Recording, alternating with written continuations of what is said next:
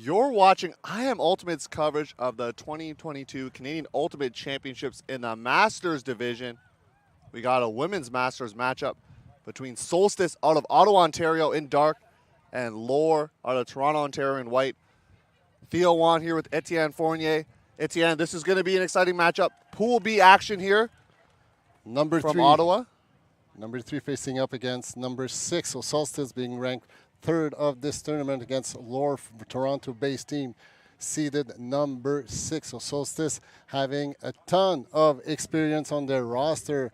They've actually mentioned that only one of their players is actually master. The remaining of the roster is Grand Master, and they have 2 players aged 56-year-old. We don't know who they are, and we will not tell you, but still, that's how amazing these athletes are, considering their their good age. On the other side of the field, wearing the dark jerseys, Lore from Toronto, ranked number 6. They have, according to their captains, they are a competing team that still are developing master players. Their roster is about a 50-50 experience versus new. So some of their players are in their first year of touring. So looking forward for an exciting B-pool game in the women's master division.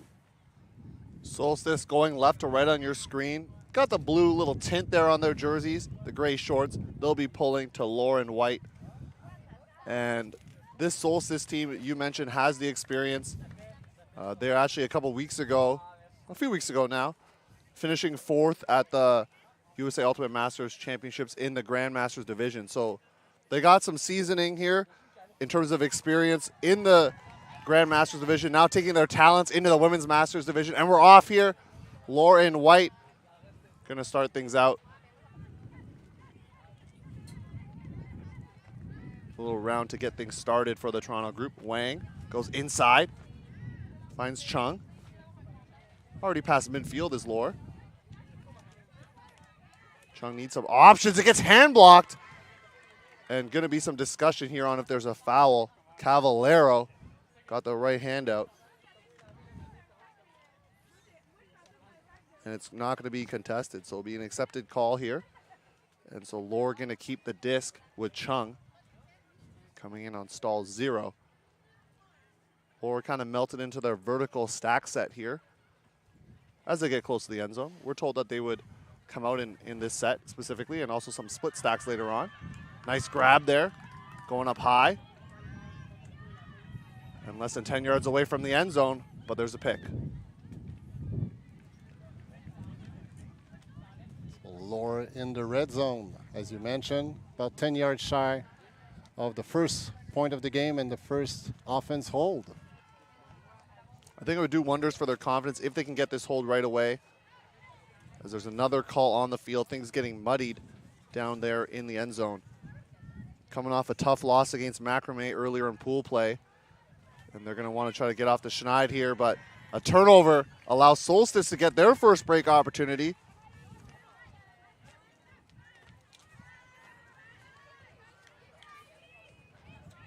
McBride goes up high, and not the intended receiver, but sliding to make the grab. And keeping things moving here is Kane. So Solstice now knocking on the door of a break. You can hear the wind pick up on our microphones here. Going around. Less than 2 yards away of the end zone, and a first point break for Solstice. A little juke cut, and there it is.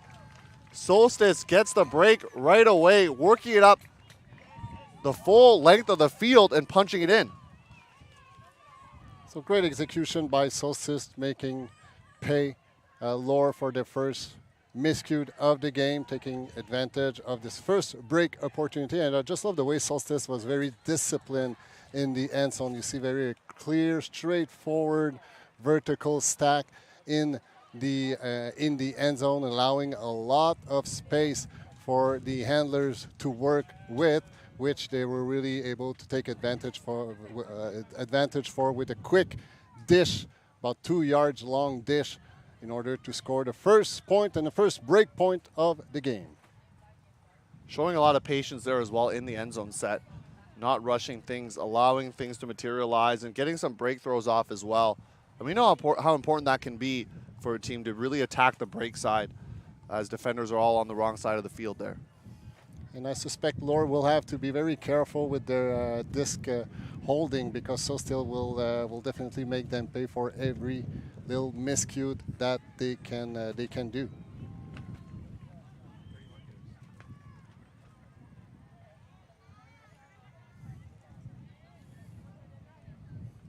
Lore's Story set to pull here for Solstice.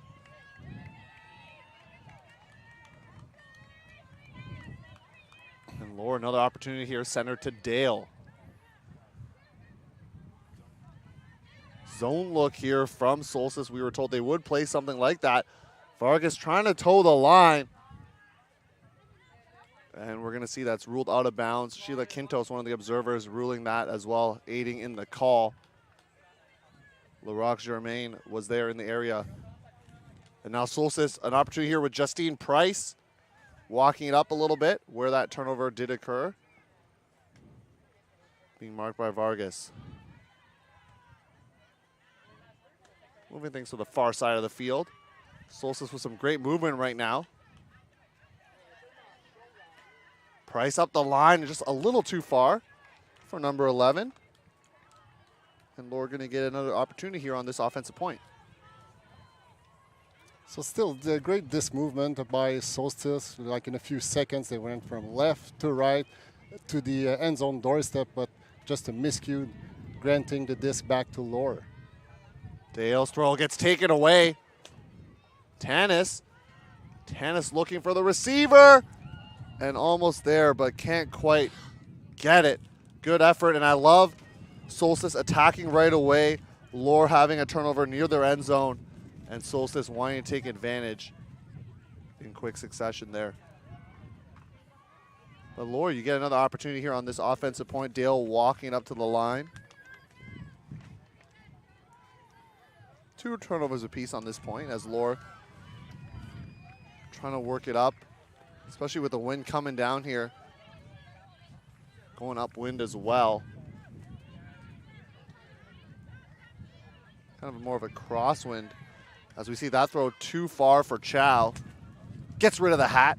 Ready to play some defense here for the Toronto side. You see, Lore, that they seem to struggle to even reach out the midfield point so far early in this game, while Solstice just looking to convert another break opportunity, which they have miscued on, just as we were mentioning it. Story tried to make a play there, but good help defense from Lore coming off the back, trying to make things happen and get things back for your team. But you mentioned some of the flow that they're trying to create here, and that was a talking point with Captain Catherine Chow before the game, how they want to continue working on that and trying to build towards not just now, but also the future. You can expect a lot of players to be getting playing time throughout this game, but also if things tighten up, you might see a power line or two called. So got a little insight into the strategy there, so did appreciate that. Jocelyn Chan with the disc, got the help block earlier. Chow surveying the field, looking for options. Good pressure there from Prue. Has also suited up for a Toronto Max Power squad in the past. The run through block, generating a short field for the D-line offense to work here. Prue attended the World Master Championship about 2-3 weeks ago back in Limerick, Ireland, where I had the opportunity to comment on some games, and she played an amazing tournament so far, showing all the display of athleticism and intensity. Prue does get the bookends as well. Great vision from Solstice, and they're going to punch in the break. A second one at that. T-Camp finds Prue, and you were talking about Prue playing in the Masters division at Limerick, and a few of them having done that as well. Catherine Chow playing with Spanglish, and you had a chance to commentate some of those games. So what was your experience like being in Limerick? I know it wasn't the same weather that we're seeing here. Absolutely, but regardless of the weather, the level of intensity that we saw there from those Masters athletes, and there was a 3 division. There was a Master, the Grandmaster, and the Great Grandmaster. and I've seen some amazing athleticism display from all the division, from all the levels. And another thing that really struck me was the level of spirit. Like everybody is just there to have fun, but still play with the immense intensity and integrity of the sport also. And the vibe and the site at Limerick, which is the University of Limerick, the fields were just plain amazing. They would make jealous many of the golf courses I've played on, actually. So just an amazing event that was hosted about, I'd say about a month ago.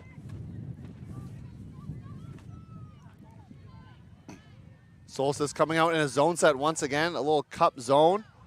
See some of the mids poaching up as well. See if Lord's going to get a fourth handler back or some movement. Going to go with a flick across the field, and it's snatched away. Ferguson, one of the players to watch for this Solstice group, getting involved. Inside shot.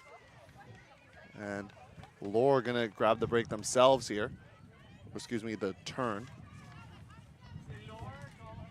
Solstice electing to go person defense after the turnover. Turnover not deep enough to be able to set a zone. Switch into person defense, trying to lock down their offensive players. Some stagnant movement here, but a hammer. Try to get out of that for Lore. And that throw is going to settle into the turf. Solstice another opportunity. And they're going to pump it right away. A grab under some pressure. Ferguson making some moves. I believe that's bookends as well. So you got to be feeling great if you're a Solstice fan in the audience. 3-0 starting things out. So Solstice, they mentioned before the game that these women have been playing together for 20 years. And, you know, that's what we have seen so far. Very, very quick transition, taking the disc back and just firing it down in the end zone to score their third consecutive break point. So great execution by the Ottawa-based team. You talk about the experience. I mean, there's no better experience than winning gold in the Women's Grandmasters division in 2019. That's what they did. So they are a team that has been battle-tested, and I think depending on the matchup they get, I think they'll have a really good shot at moving things forward here. You mentioned this. They're playing, I guess we would say, playing up or maybe down a division because they're all Grandmasters players, essentially. So that's a really cool opportunity for them. And still, we're witnessing a master women's division game here, and Lore leadership were mentioning before the game that they're still there to develop players. You're still in a master division, and still your goal is to develop some athletes that are in their first year of touring. So that's just plain amazing commitment and mission for Lore to, you know, making sure, providing an opportunity for these athletes to experience a Canadian Ultimate Championship. They did play Jazz Fest earlier this year in Montreal, so got some experience there, but it's a little bit different when you get that experience here on this stage. You get the pristine fields of UPI as Solstice coming on another zone look, and that's caused some problems for Lore early in this game. And if you're Solstice, why not put it on again if it's going to yield some success for you? Vargas on this close sideline. Trying to go reset, but handler going one way, throw goes the other. And Solstice trying to punish things here with a 4 straight break. A shot down the field. Dale in the area. But Vale comes down with it. Third goal of the tournament. And Solstice up 4-0 right now. So great execution still on the transition by Solstice. So the minute the disc went down by the miscue by Lore, you've seen two Solstice players just striking down in the end zone. And once they've seen that they could not get it, they strike back in. And there was a second wave of a striker who just went long, and that's where they have connected on the pass. So great execution by Solstice for their 4th point of the game. Lore calling a timeout there. Lore going down 4-0 here and calling a timeout. Much needed, of course, if they want to make a run in this game. And so, Etienne, I don't know. I know you commentate many different events here. But right now, I want you to put on your coaching hat for me and tell me what, if you're the Lohr coach or Lohr captains, what are you saying to your squad right now down 4-0? Well, Solstice is playing a zone defense, and to break this up, Lohr would really need to like pass and run when you go sideways, when you're resetting, when you dump and swinging. Just make sure you follow your disc and maybe have another fourth handler getting involved in order to create more disc movement, because right now the three handlers for Lohr are just standing by. They are staying static, so they need to move and to, it's with your handlers that you go and put the disc behind that wall, and after that you can get some momentum and you will take the one player advantage. But you need a fourth player to get involved. And of course, keep on smiling, because Solstice is one hell of a team, and if you're in a developing and learning mindset, you need to smile and take every second of this game as an opportunity to learn. I know they were just excited to be here, and why wouldn't you be? They said that it was their 5th year as a team, but essentially it's their 3rd year because, like, 2 years being canceled because of something called COVID. So for them, this is just an opportunity to play and enjoy that. And to further on your point there, they've tried a couple across the field shots with some blades or hammers, and sometimes that works, but depending on the wind and the situation, it's better to try to work it through the cup, as you mentioned. And Laura, I think they were able to cross the midfield mark only once or twice so far in the fourth points that were played. So they really need to, be more active from a handler standpoint in order to earn some yardage. Conversely, on the Solstice side, I would stick with it. This is a tournament with 8 teams. You're playing a few games today and obviously the bracket tomorrow. And so looking forward for them, of course, this game not being over, but for them, if they're able to continue this lead, as we see an offside call, you want to be able to conserve some legs. You also want to get everyone some reps so that you never know what's going to happen in these later games where you might need someone who's been playing less potentially. So you want to get everyone involved if you're Solstice, as we're going to sort out what's happening here with the offside call. Yifan Wong, also the observer for this game. Always appreciate the Team Orange, as they're affectionately known, allowing us to learn about the rules or helping players with that as well. I know you had a chance to commentate, as you mentioned, at the World Masters Ultimate Championships, and Game Advisor's a little different. So for me, it's nice to see the observers back in action. 2 Montreal-based observers acting on this game, and as you mentioned, there is the observers, which is more in North America, but in the remaining of the WIFDIF, it's advisors. So advisors can only advise, while observers, they can rule out. If you reach out to them, they will rule out.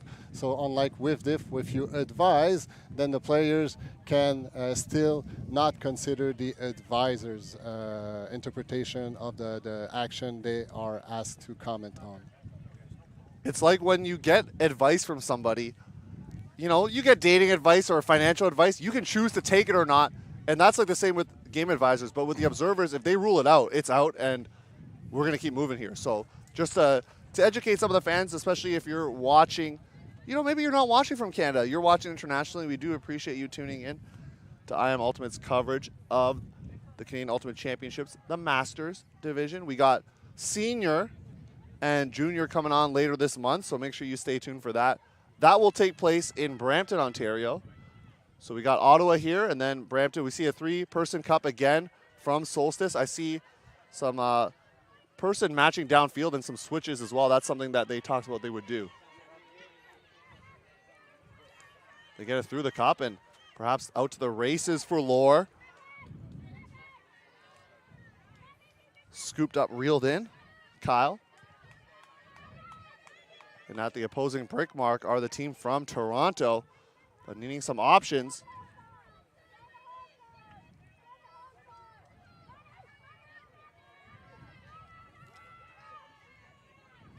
Swinging it around the break side.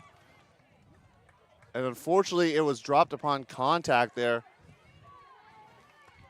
So Lore not able to punch it in, but they're also close. It's the first time I believe they're reaching out the red zone so far in the game. So great disc movement. They were able to go beyond the zone defense by Solstice. So great improvement by Lore.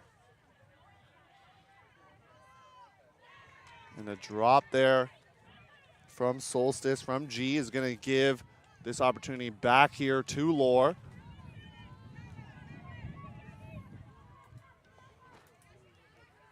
Christensen finds her reset. That's Chong. High throw, and just can't quite reel it in.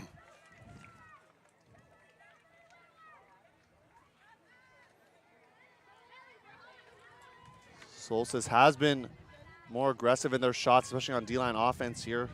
It's been all D-line for them so far. Working up this open side. Ken goes around. And they're going to continue it down to that break side. But before they can continue it, there's a pick. Number 45 by Lore, Wendy Chong, was a victim of a pick. So her opponent was kind of oddly by herself on the break side. See some head nods there. Trying to get her reset free and does so. See, Lore poaching a little bit off the handler set, but Solstice is able to work it to the break side. Now inside shot. Not the intended receiver, but looks like there is a strip. I believe this will be upheld as a goal, but we'll see what happens. Let the players discuss, of course. From our perspective, it's hard to say if it was caught or if it was stripped. But let's see what will be the output of this discussion. Tushar, which is holding the camera right now, says that it's a point, but he has no better perspective than we do. So Observer's going to get involved in the discussion as well.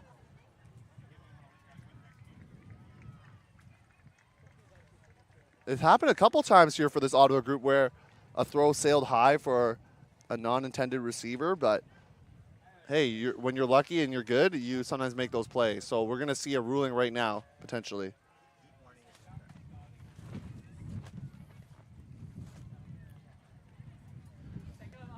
So you see Yifan, the observers, Montreal base, asking the players if they are reaching out to the observers first and foremost. And after discussing with the other observers, Shira Quintos, they said, well, you know, it's not clear. We don't know what happened. So it just goes back. That's how ultimate goes. When you're not sure, it just goes back. And sometimes it's very hard to know. Was that a strip? Was that caught? Well, you know, might as well go back, put the disc back into play, and play on. That inside shot so devastating in the end zone. And it's going to work out for Solstice once again. Hababi finds Medema for the score. Hababi getting her 4th assist of the tournament. And the breaks are piling up here for Solstice. They're feeling good right now at 5-0. So if there's one good thing for Lore is that they really threatened to score a point on that in the last few minutes, which they have not been able to even cross the midfield mark prior to that. So good improvement by Lore. And, you know, since considering their mission of developing and still competing hard, and they have like a tough customer to play against in Solstice right now, which you really see the chemistry amongst those women's, which have been playing together for like the last over 20 years. So an amazing squad from the Ottawa base Solstice, and quite a tough customer for Lore, but great opportunity to learn and develop. I mean, they'll be able to say to themselves, if we play together for 20 years, we could be like this, because I can't imagine playing with the same group of people for that long. Just the chemistry with the inside shots or even zone looks and switches, you're just so used to it because you've seen those faces for so long.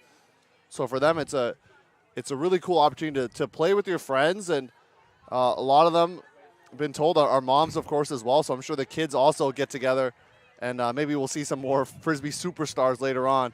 Throw popped up. Great grab to keep things moving for Lore. So here they cannot be too overexcited. Just stay cool, keep possession, and feed your open cutter. You said that, and then a throw kind of towards the back of Kim Lee, unable to reel it in.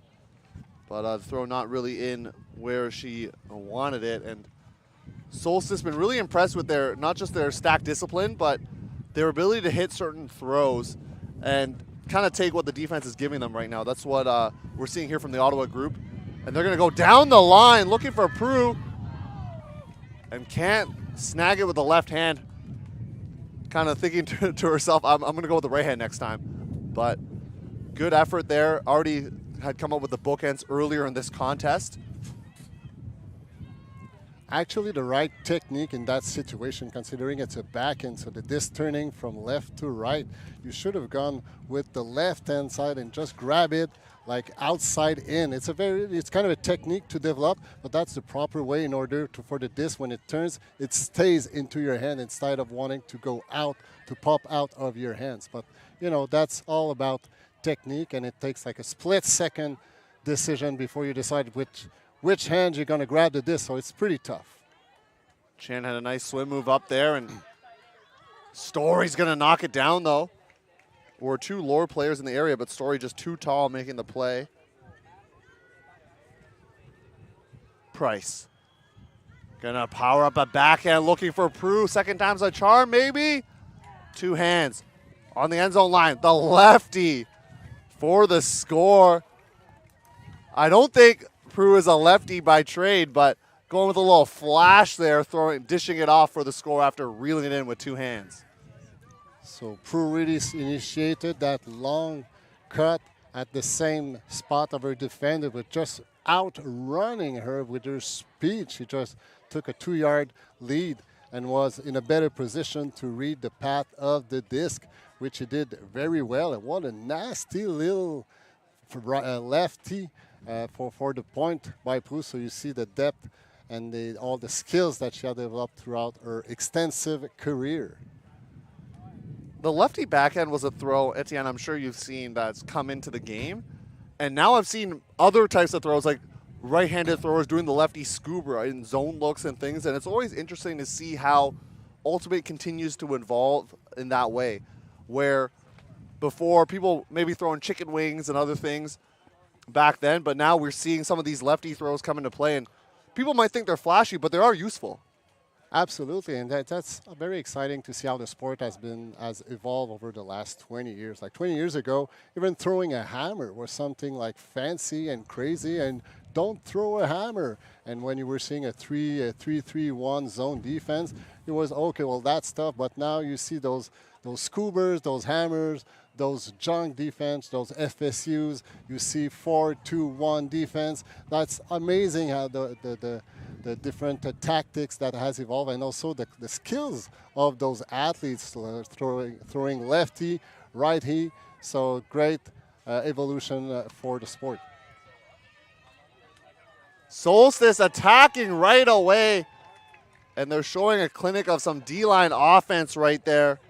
Gorman walking off the field, but you gotta love the throw right now. They're attacking this Lore defense right away, and for a younger team, in terms of their playing experience, it's easy to get your head down when something negative happens. So if you're the D-line offense, you attack right away.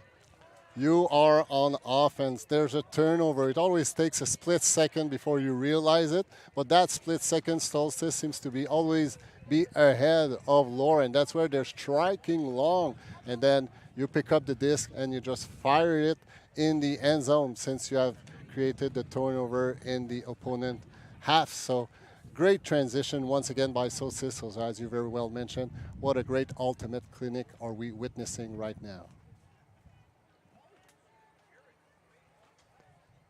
So one thing interesting with Lore is that I believe 2 years ago, they made the Ontario Regional to attend the national championship, but they couldn't make it. So they felt short in the qualification, in the regional qualification, but they wanted so bad to play at national masters in Edmonton that they all the teams wrote an email to Andrew Batcher, which is the competitive director for Ultimate Canada, and they've pressured him to add two more teams. So instead of having an 8-team tournament, Ultimate Canada changed their decision to make it a 10-team tournament and allowing Lore to attend that Canadian Championship. So that's how committed they are and how much will they have toward playing the best ultimate in the women's master division in the country. Etienne, I love that story for multiple reasons, but one of them being the fact that it's giving opportunities for players to play, and I think that's something we obviously missed during the pandemic is not having opportunities to play. So obviously this was back in 2019, but the fact that division's opening up, there's more teams signing up. We see 8 teams here in 2022. Foul called. Price was trying to receive the reset.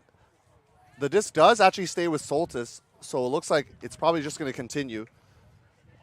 Lay getting involved in that, kind of getting in the way of Price, and Price, of course, calling a foul, and rightfully so. Solstice here trying to take half 8-0, just putting on a clinic with D-line offense. And just this ability to punish and attack right away. Other teams in the division, Macrame, Stello, a couple others, got to keep an eye out because this Solstice team is really going to attack you when they're on this D-line offense, and they have the chemistry to do so. A little point there from Tanis, and Tanis is going to shoot it, but this throw is going to hang up. And it's read by a receiver on the backside. So Tanis is going to score, or excuse me, throw the assist. Don't think that's who Allison Tanis was intending to throw it to, but it works out for the Ottawa group. Receiver coming from the backside, they take half 8-0.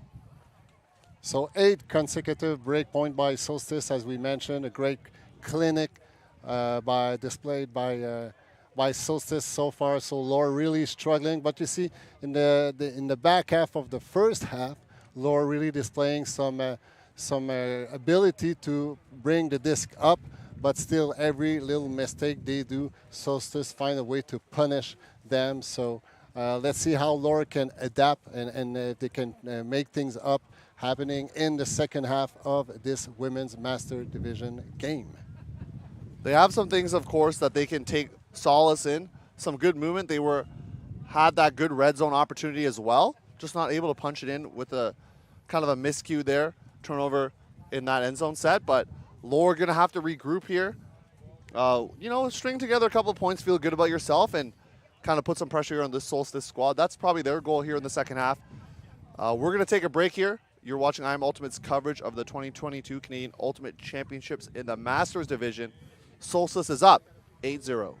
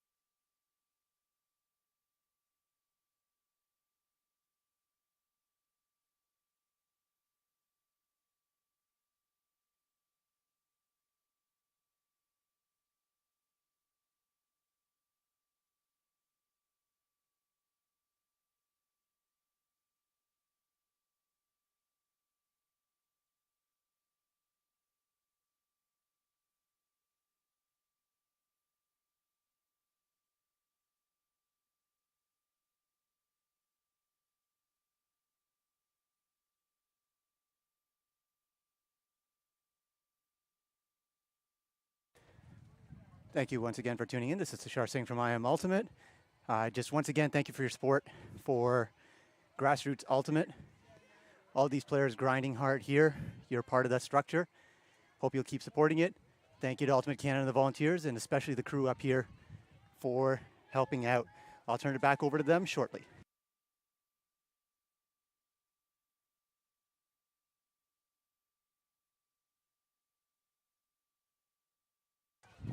Solstice out here on offense. Lord coming out in a zone look here.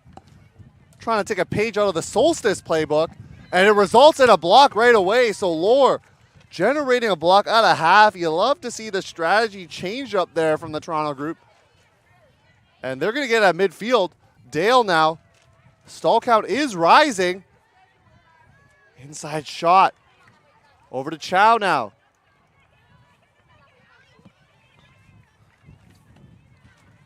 Or already in the red zone of Solstice. Vargas looking for the receiver. But unfortunately, just like a turnover we saw earlier in the end zone set, just out of bounds for Lauren. The pressure of the zone, though, was good. Great decision by Lore leadership to try to make things happen. You know, you got to try something new. If it doesn't work and it's still on doing the same thing, well, you know, odds is it's not going to work. So great decision by Lore. Backing out into space here for Rock Germain. Working up quickly here for Solstice, and we talked about them being clinical on offense with their D-line and just their ability to attack right away. I think they were kind of crossing over players, of course, with the 8-0 lead, and now looking for the front cone, and there it is. Laroc Germain, another goal, had 3 goals coming into this game from the first one, so really piling things up for Solstice as they get the hold out of half. So first offense line possession by Solstice, which they were able to convert. But although I think they were caught by surprise by Lore zone defense, which has caused them some issue, which ended up as a turnover and a great break opportunity by Lore, which they were maybe less than a yard shy of converting. That last pass was just out of bounds, but let's see how Lore can be inspired by that last point, and if they will decide if there is a turnover to go back to a zone defense, or will they stay with a matchup defense. Looking forward to it. And I suspect as Solstice coming out on defense again in the dark jerseys, they're probably going to come out in a zone look as well. Talked earlier about this, about possibly trying to conserve legs by, I mean, obviously your cup is running a lot, but the players in the back going to get a bit of a breather, and if you can substitute those players out, giving different people some looks in the zone, it just will allow you to have some of that rest that you might need later on in this tournament. It's only a 2-day tournament here for the Masters division, but still a lot of games, especially in this heat. So you want to take any rest that you can get. That zone look, again, they do get it across the field and continue it to this close sideline. Christensen.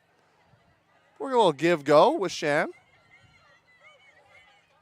As Solstice going into person now. So their zone offense effective enough to get that to occur, but Christensen looking high stall. And we're seeing a pick possibly there. I think the throw did get off before the stall count hit 10. So things continue to move here for the Toronto group. So once again, Lore having great momentum on offense, really moving the disc upward, and they were able to find a solution to Solstice zone defense. Now can they figure out the matchup defense? Oh, unfortunately, miscued by Lore with a pass that was a little too leading. With Wang going up line, you do want to see it kind of zip into the breadbasket instead of kind of leading a little too far there. Break throw around. Solstice keeping in bounds there with Finley. Now center of the field with McBride.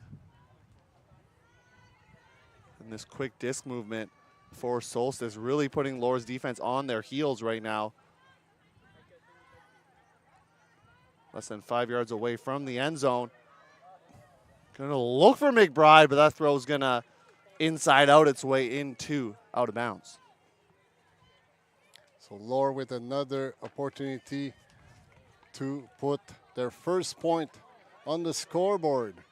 will Solstice set up a zone defense, which they've been quite successful with so far. But you see Lore is improving at each possession, and we just hope that they can put one on the scoreboard sooner than later. For the Lore fans at home, that's for sure what they want. And I asked you a coach question before, but for them, it is still continuing that handler movement. That's something that they still are trying to do, and I think would prove effective, especially if they get that fourth handler back. Yeah, and that's something they're still struggling with. They're really working with 3 handlers right now. We haven't seen a 4th handlers popping in to support the work of those 3 handlers. So let's see if they can adapt. That would for sure give more movement and more action to their this possession. On their own end zone line is Lore. Sham with some fakes. Finds a free reset there in the middle of the field. As Lore working against the Solstice person defense. Little inside slicing throw to Lee. And it's knocked away. Great layout block from Solstice. An injury called right away. But Claire G making things happen. Walking off the field. Wonder if any of the G familia, the families watching. I know all 3 kids playing Ultimate here.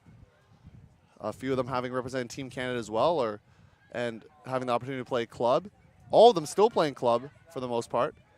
And pretty exciting for them. So hopefully G family, you're watching and cheering on Claire as she helps Solstice make a run here at this tournament and potentially to a gold medal. Who knows? It's just, I can't help but being impressed. You know, these women are all grandmaster, and you're still seeing some layout defense, and still you're like winning 8-0, but still you go out there and lay out this. That's how amazing these athletes are. When you're a gamer, it doesn't matter what the score is. You're still gonna go out and play. It's hard for a lot of these players to just turn it off, and you're seeing that right now because some players, as you mentioned, 8-0 game, they might just turn it off, but definitely not seeing that here.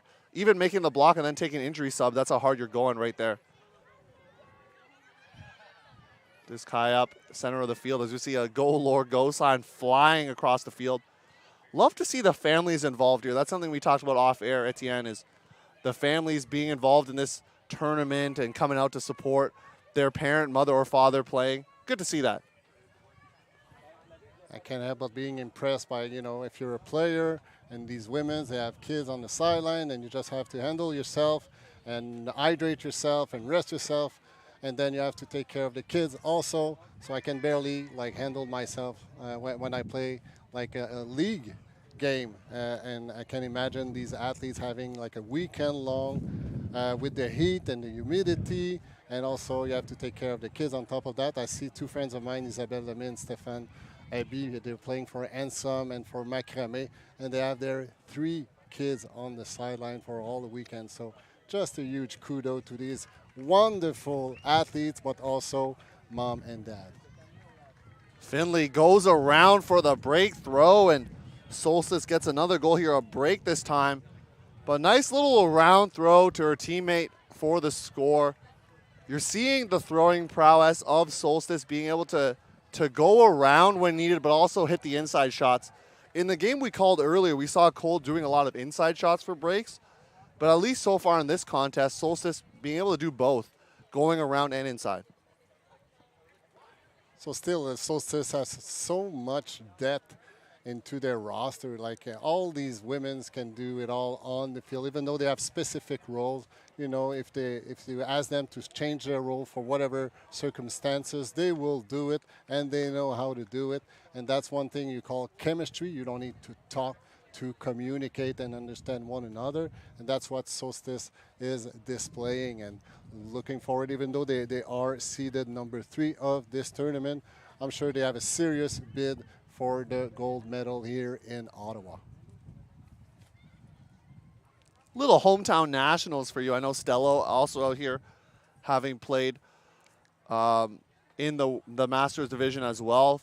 Doing very well in that tournament, I might add. I believe coming in second if my memory stands corrected. So really cool to see a team from Ottawa. You know, it's a big city in Canada, but it's not a Toronto, Vancouver that a lot of people from around the world would know as much as those two cities. So for them to come in second, really exciting for them. And now they're trying to make that a gold medal here. And I had the opportunity to comment this game on the French feed of the World Master Ultimate Club Championship. And I could say I've been commentating for like 10 years right now, and it's probably one of my top 3 games that I've ever had a chance to comment on. It was just plain amazing, exciting, displaying great athleticism and great comeback from both of the teams.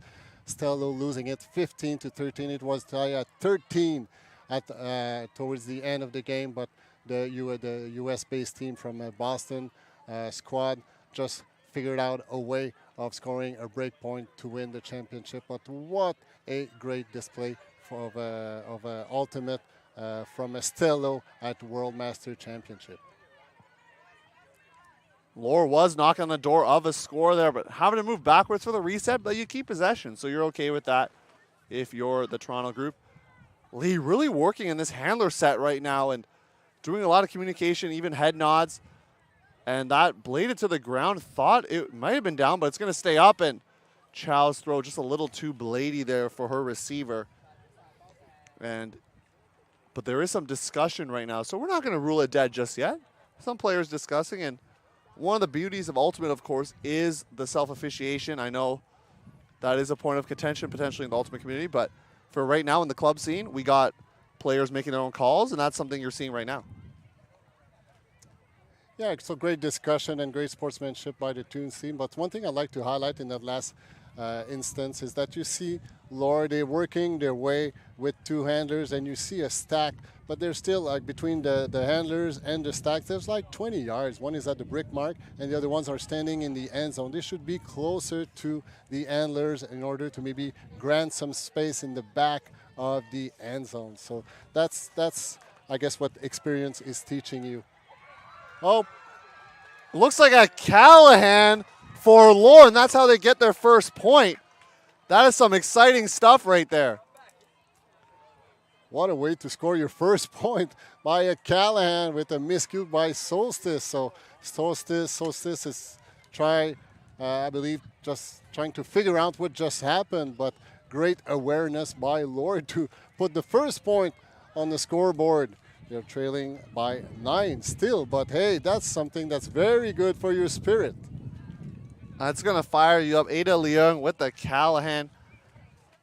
When you say, hey, I scored a goal at Nationals, and then you say, but wait, there's more. It was a Callahan. You got to get excited about that. I know the scoreline not going the way of the Toronto side, but making an exciting play like that is always fun. So kudos to Lohr for being able to make that play happen, get us excited here in the booth for something you don't see every game, of course. And you see the Lohr players with a big smile on their face. You know, it's tough when you're trailing 10-0. You know, you're always fearing to like lose a game 15-0. That's something you don't want to happen. Fear. That is a fair point. Nobody wants that. No you always one wants want that. to put like 1 point on the scoreboard, like the whatever you want to call it, a donut or a bagel or a 0 game. That's not something you want to happen. But whatever. Now, if you're losing the game 15-1, who knows what's going to happen? Hey, you can say, hey, well, we scored on a Callahan. And I would suspect I see them coming out in a zone look, and that's what I would call dial up for them because they did get a block in the mid space earlier with this look. So why not try it again? See if you can generate another turnover, especially on Solstice half of the field. So handlers being a little bit stagnant for Solstice right now as they reset backwards. Little inside shot. Now they really got to burst out, but they allowed the cup to set back again. So the inside shot kind of negated there by them not moving the disc quickly enough, and they're going to keep it on this open side. And the melt called going back into person defense here. Solstice going to look long and knocked away.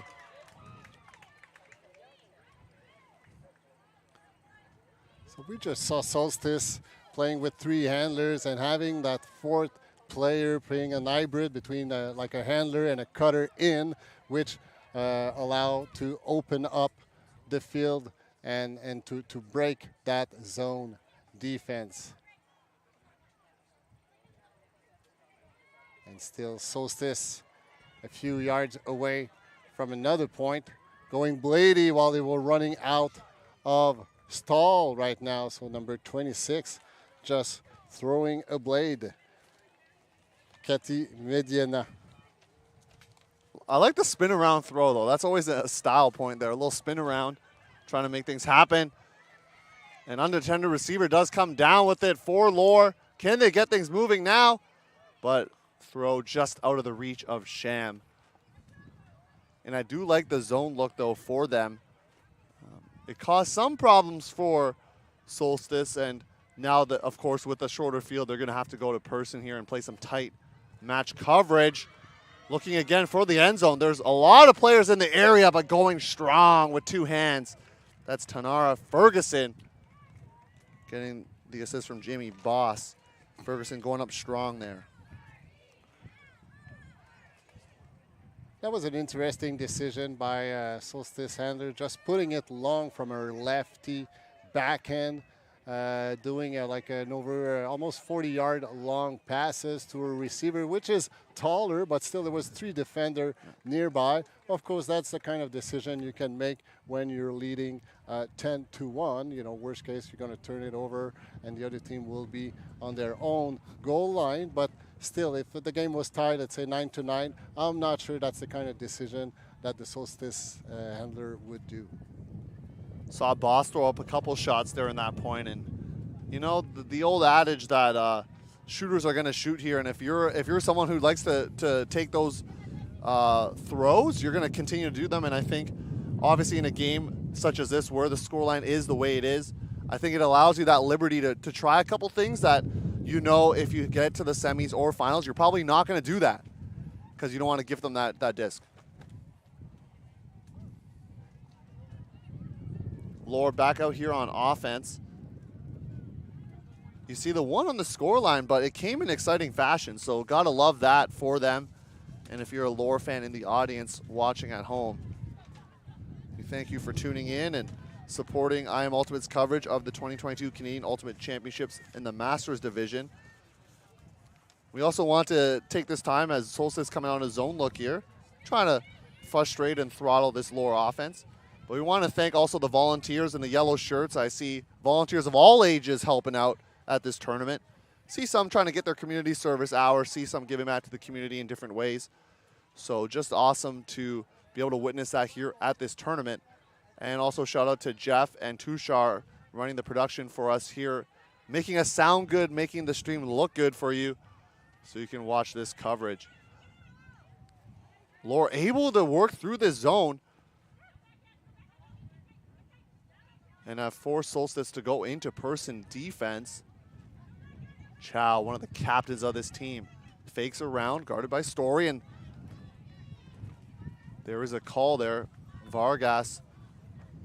Let's see a little WFDF's hand signals there, which I do like. Vargas having played for Spanglish, I believe at both tournaments, if I'm not mistaken.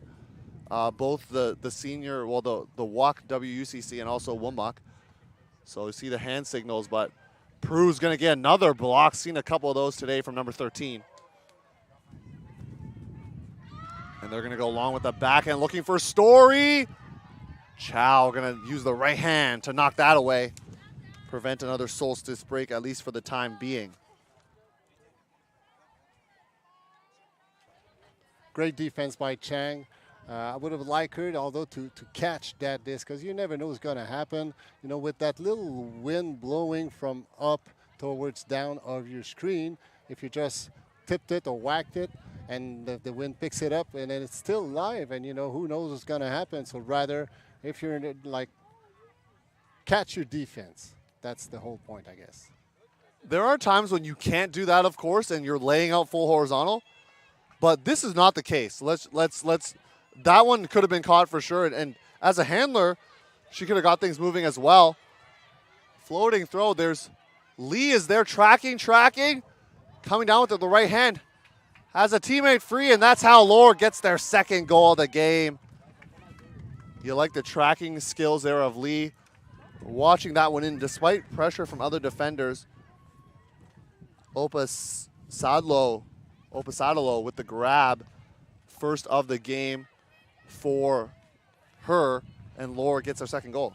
So Solstice have won the first half 8-0, but so far in the second half it's 3-2 for Solstice. So really Laura getting back into it, and you see that they are doing some adjustment. They are they're not scared of going long, and sometimes it makes tricky throws, but so far they were able to take advantage of that switch into their tactics. So good job by Lord, really like fighting back, and it seems like their Callahan point really put a greater smile on their face. They already had a smile, but this smile seems wider right now, and they just scored their second point of this half and the game.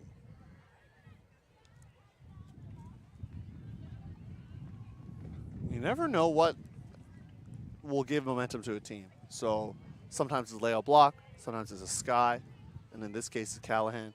Get the mojo working a little bit, and heads down for Laura a little bit at half, but we're seeing some of their demeanor change, especially in this second after those couple points. Zone look again, love this for Laura. Another opportunity to generate some turnovers with the wind coming down. You can probably hear it in our microphones there. And a drop. So Gorman just in and out of the hands, and now if you're Laura, you have a chance to get a second straight point. See what they decide to do here on this D-line offense. Christensen. It's a high stall, gonna go flick across the field. Wang tried to get there, but Cavallero is there to deny it, but there is a foul here. Etienne, I know we're just gonna be able to see it in real time, but was there an opportunity for Wang to get it, or did Cavallero already have the spot? From our point of view, there was it seems like the Solstice defender seems to be behind the receiver. So from what I recall of the play, it seems like the Lore had the position, if not possession. So but the defender was quicker, so she found a way to go ahead of the intended receiver. So tough call, but see, one thing's for sure is that both players are shaking hands as we solve it, and it will go back to the thrower. That was a high stall there. I would look like a reset potentially, or a reset look at someone to get free there, as they do get the disc moving. Just to change things up for your team there. Just a high stall throw across the field can be tough.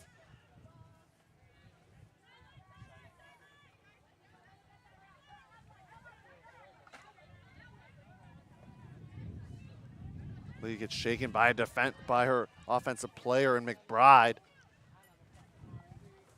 McBride been doing a lot of the handling for the Solstice crew. That throw was going to hang up and get knocked away by Peltier. So Laura are generating turnovers here, but can they punch it on offense? They're really fighting hard, and they're causing Solstice some issues, but unfortunately, with those miscued, they're giving the disc back to Solstice, which, they're good at moving the disc up. McBride with a great fake to get players out of the area. Just really communicating with her teammates there. Knocking on the doorstep. Bobby finds her teammate and Cavallero for the score. Little inside move, bursting right to the front line, and that's going to get it done for Solstice as they avert danger there.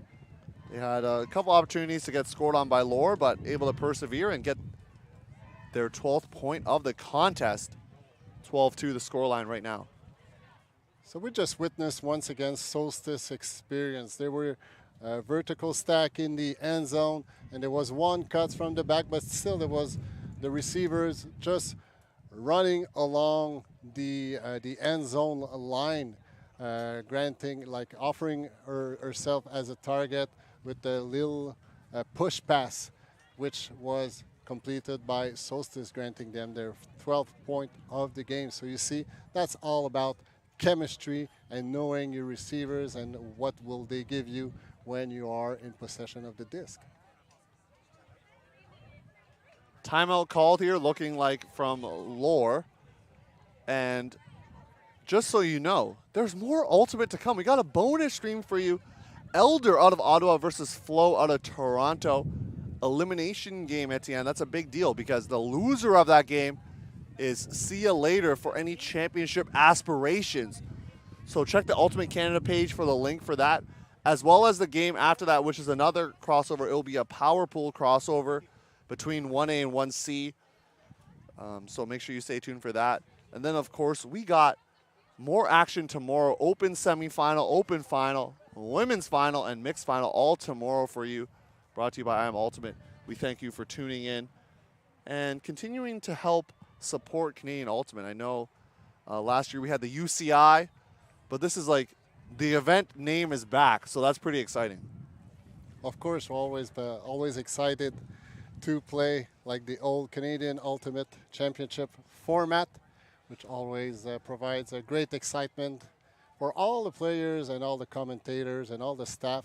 And I know we mentioned it before, but just a huge thanks to all the volunteering, to Ultimate Canada, to the Observers Squad also, which are doing an amazing job. And what a tough job it is to be an Observers in Ultimate, because you have to be aware of everything happening, but you know, you're not always involved, but still you need to be fully aware and running up and down the field in those very hot and muggy conditions.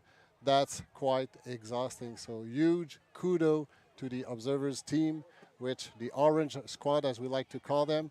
So just an amazing bunch of people fully committed to this beautiful sport. You may be watching in a place in Canada or wherever that's a little bit cooler, but right now there's a lot of heat coming out here in Ottawa. So there's been a mutually agreed upon timeout. I guess if you watch basketball, kind of like a technical timeout or volleyball, where both teams are just going to hide out in the shade, get a little hydration before they go back on the field. That upcoming Mixed Masters game is going to be spicy, though. Elder, 1-1, taking out Pushing Daisies, 13-9, then dropping a game to Forever Young by the same scoreline.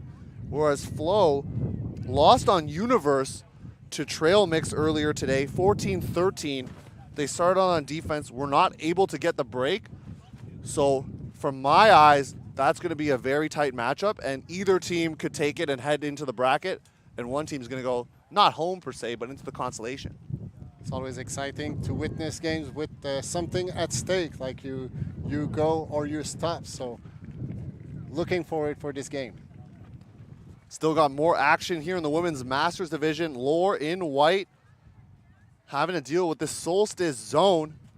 Theo Wan here with Etienne Fournier. We got Tushar Singh manning the camera. Jeff Chan, production assistant, hanging out as well with us in the booth.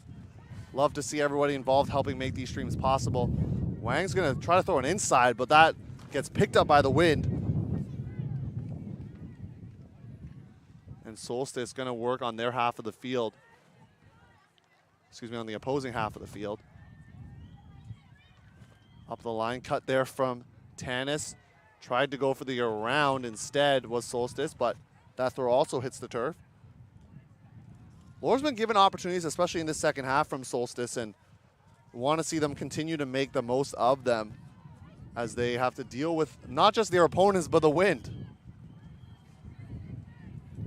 So we just saw the vertical stack by Lore, but the great poachy defense by Solstice in order to deny those options. But well, now we just saw an amazing layout by Pooh in order to secure Solstice 13 points.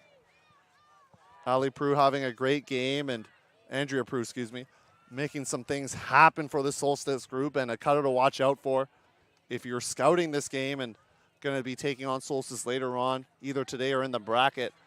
But Prue's been involved on a couple plays, a couple blocks, getting some goals as well for the Ottawa squad, as they're 2 points away from taking this Pool B matchup, and their big game will be against Macrame, where that's the second seed of this tournament, the first seed in the pool. So keep an eye out on that. You can check out all the scores. Go to the Ultimate Canada website, and you can see them actually being updated more or less in real time because you actually get the stats. It's the same website that WFDF used, and I know you love that as a commentator, being able to see those stats. Absolutely. And also macrame from, they're not based out of Montreal, but they are all over the province of Quebec. So, and they have played the Worlds also in Ireland. But here in Ottawa, they will have a kind of a similar roster with the great additions that they've added to their roster. So looking forward for macrame to be a serious contender for that championship. So we have them, we have Solstice, we have Stello, and maybe a couple other teams going to prove to be top of the pack as well. I know Stello's missing a few players. I saw Melissa Dunbar earlier, but not playing. So that's an example of a player missing for Stello. So they are missing a few of their star players or people that they rely upon. So other players are going to have to step up in their stead and try to make a run here with this goal as the pull lands just before midfield. So actually 29 teams are attending that Master CUC Championship, of which 8 are in the women's division, 5 in the open division, and 12 in the mixed division. Great mark here from Finley. He's going to cause a high stall out, or high stall throw, I should say. And Finley just being really aggressive on the mark there, making things happen. Sorry, I mentioned 29 teams. It's actually 25 teams. So about 500 people attending that tournament this weekend. Bobble throw going to give Laura short field, and they really need to punch this in terms of the opportunities that they're given. Less than 5 yards away from a score. Some fakes here from Sham. Gonna find her target, and Megan Lee. And Megan Lee, not a big spike, but a little drop there, getting excited, get on the board. A little assist from Rosalind Sham. So great clean execution by Laura, really taking advantage of that turnover, less than 5 yards shy of the end zone. So just isolate one player, make sure it gets open, and feed that player, which was, in that instance, number 12, Megan Lee, which nickname is Egg. Not only because it rhymed with Megan, but because it seems that she became a world expert into cooking eggs into the microwave. So if you need any hints or any expertise, well, please reach out to Megan Lee, number 12 from Lore, and I'm sure she will be glad to share her expertise with you. I'm just wondering how you're microwaving these eggs in the microwave, because, you know, I like my eggs. I'm a more sunny side up or over easy kind of guy, but I don't know how you're to make it in the microwave, but I'd be interested to know. I'd be curious to ask Megan if she has any thoughts on your easy sunny side up eggs. So over easy eggs on toast, that's always good stuff. So that's what I enjoy if I were to have eggs. But we're back here in the action with Lore on defense after scoring that point with the aforementioned Lee. And that's a positive sign for this Toronto group. You get a short field turnover. It's a miscue from the other squad. That's fine. But you're able to punch it in within a throw, take advantage of that opportunity. And that's good to see here as we talked about mixing that development along with competing. Right now, just giving opportunities for players in this game. Scoreline a little out of reach for this Lore squad right now. But it doesn't mean they can't build some good habits for games in the future, especially with their matchup incoming with Queen Peas, which I think will be a good one for them. It seems that Lore will set up their zone defense once again, which has caused some trouble to Solstice handler so far. Price, almost a no-look backhand there to reset things, and they're just floating out these backhands with precision into space. Prue. What a grab! Going up high. Laroque Germain, another goal to add on that tally. Gone a couple in this game, and Prue's going to throw the assist this time around as Solstice able to get a clean hold on that one and 1 point away from taking this contest. And the pass that landed in Prue's hand, which had made the pass, so the hockey assist, I would say, was a great inside out backhand, just taking advantage of the wind. Just it's really picked it up. It earns a few more extra yards in order to land into Pooh's end. So great backhand inside out. So which seems very easy, but it takes a lot of practice in order to be very precise with that specific throw. So once again, the great display of offense execution by the veteran from Solstice, which are now 1 point shy of winning this game. For Solstice, they're going to be happy with their result, but I think they're also going to look back and think there are times that we could have executed. Even they have had precision.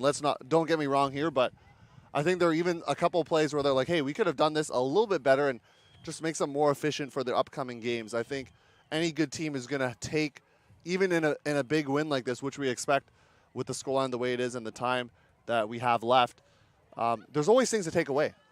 Always. And I think that's what they're going to look at as well.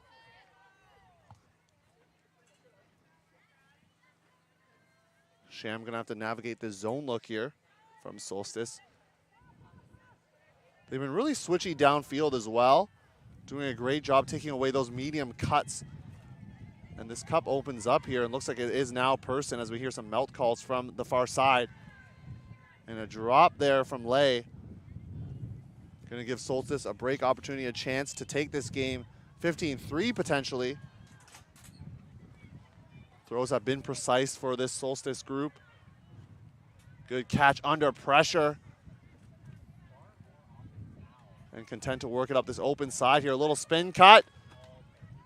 And a block there from Lay to make things back, but might have hit the throat of the Solstice player, and might be some discussion if there was a foul as well, potentially. Ross and Lay discussing things here. So great sportsmanship between those two players. I'm not sure what hit the Solstice player's throat. Was that the disc that was tipped or just the hand? Probably the disc, more likely. So, but the good thing is no serious harm done, and it will be Lore's possession at their own goal line. A little dangerous territory for Lore. Don't want a short field turnover and gift an opportunity for Solstice. Going to have to work it up the full 70 and throw escaping the hands of 75, Elena Wang. And Solstice past midfield now. Ready to break for the win. Inside shot to start things off. And continuing it around.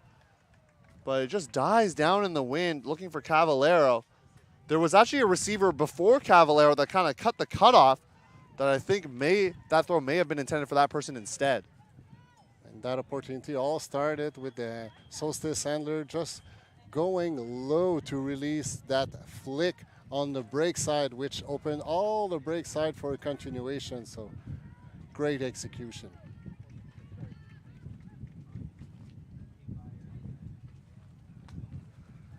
And you hear the wind in the microphones. It's not always easy to play in the wind. I would say this wind is a little bit stronger than what we would call a thrower's wind, as that throw trails into the turf for Solstice.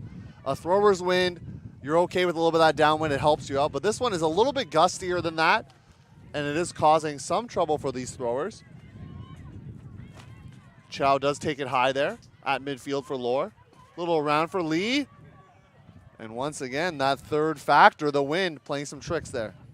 So the wind seems to have picked up ever since this morning, and maybe we're setting the table for tomorrow. Potentially the weather going to be interesting for tomorrow, but Solstice worrying about right now as they get the score. Ross throws the assist, and Solstice is going to walk out of this game with the victory 15-3. And they're going to head into their matchup with Macrame out of Quebec, as you mentioned, different cities involved. And that's not the only Masters team here that is from just the province itself. But Solstice able to attack some of the errors from Lore and able to attack quickly, and that was a key to their success here today. And still, Solstice, with all their depth and experience that they have, as we mentioned, they've been playing a group of players that's been together for like 20 years. So a a tough customer to deal with for Lore that have about half of their rosters which are attending their first year of touring on the ultimate scene. So great fighting spirit by Lore. They kept their smile all throughout the games, even though they were trailing 8-0 at half. And still great display of sportsmanship and athleticism. And, kudos to Lore for fighting all their way to the game. They showed some perseverance for sure and going to take some good things away as we see the Spirit Circle being shown here on your screen. Stay tuned for more action, of course. We got Elder and Flo. Bonus coverage for you from I Am Ultimate. Gotta love that. Elimination game in that one. Win, you stay alive in the championship bracket. Lose, and it's see ya into consolation. So make sure you stay tuned for that. For Etienne Fournier, Tushar Singh, Jeff Chan, I'm Theo Wan. Thanks for tuning in. We'll see you in about half an hour, 25 minutes or so for the next one.